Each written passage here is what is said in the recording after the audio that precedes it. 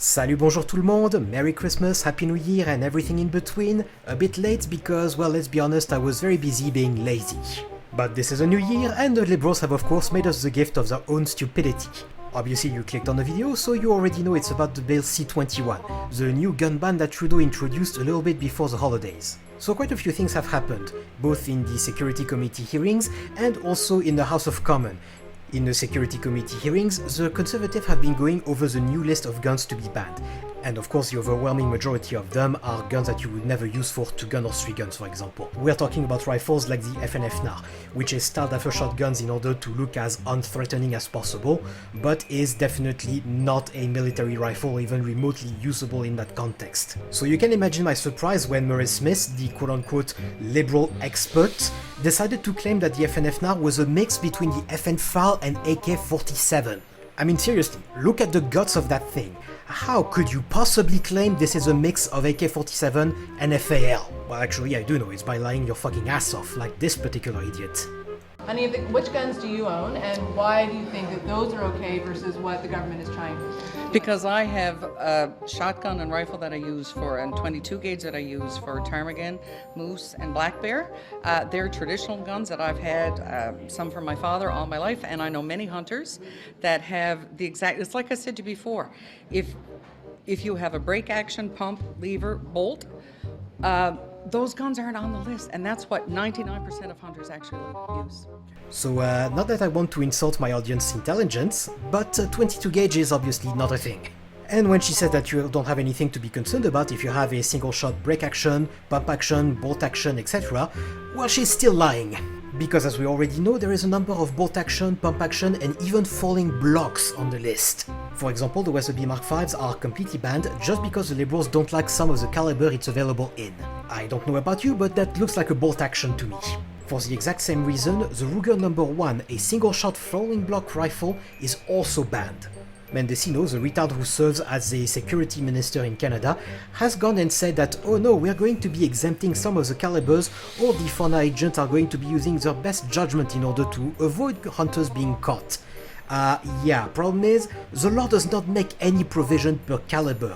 The law literally says that models are banned completely. There is no exemption built into it. The obvious problem is, this law is confusing and the cops are already really bad with existing ones. So I'm not particularly enthusiastic about having an encounter with a cop needing to fill his quotas.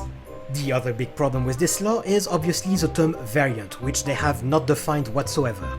And yes, I'm fully aware that we use the term variant in the community, however we don't make it a legal term. What's very concerning for that is, if you look at the Benelli M3 for example, that thing works a little bit like the Spas 12, meaning that it has a manual operation that you can switch to semi-automatic. And I'm guessing that's the reason why it got on the ban list, because it has a very slight resemblance in operation to the Spas 12, even though the two are completely incompatible. Which brings us to the bolt actions, and if you know anything about the development history of this type of rifle, you know that the overwhelming majority can trace the lineage to the Mauser action. And guess what's on the list? Mauser 1908, which means every single bolt action rifle in Canada, or the overwhelming majority of them, can be banned as variants of the Mauser.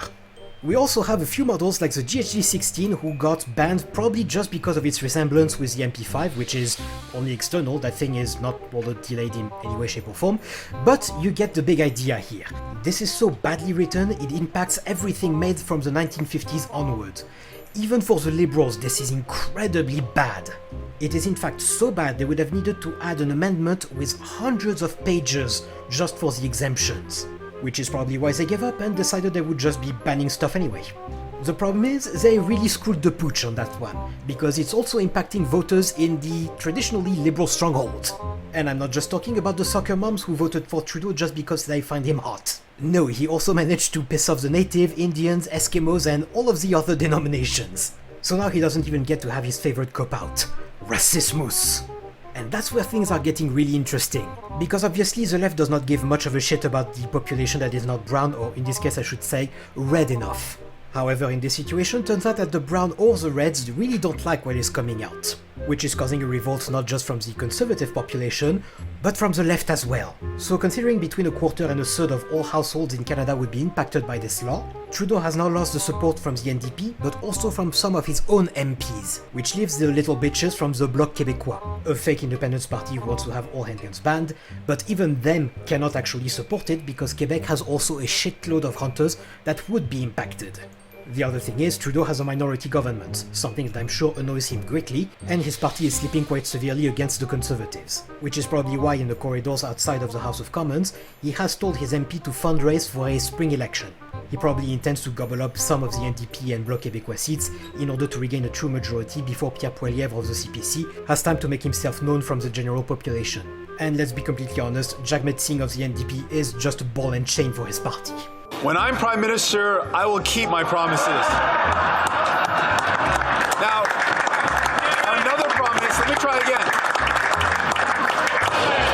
Well, that was some proper humiliation.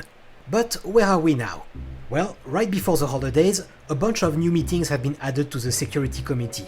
It's kind of similar to a filibuster, but considering the speed at which government usually moves, there is some good chance that we don't even see the end of it before the election. Which means the law will not only be dropped, but, assuming they would get elected, would allow the Conservatives to just reverse all of the bans that Trudeau did with an order in council as well. Would they actually do it? Well, that's another question. But anyway, at this point, I'm pretty satisfied to say the law has no chance in hell of passing. Trudeau just doesn't have the numbers, and the provinces of the West just don't want to have anything to do with it, to the point where Mendocino is probably trying to find a use for all of these Chinese police stations. Saskatchewan has made it a bureaucratic nightmare for gun grabbers to seize firearms, and Alberta is essentially saying that you are completely fine keeping your AR-15 if you owned it before the OIC.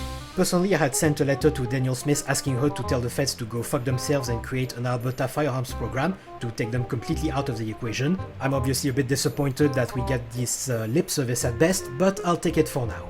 Anyway, this law is pretty much dead in the water at this point, thanks to liberal stupidity, and hopefully we'll talk about firearms becoming available again. Like always, I have all my information in the description below. You can like, subscribe, share the video around, it actually does help, and I'll see you on the next one. Salut, bonsoir!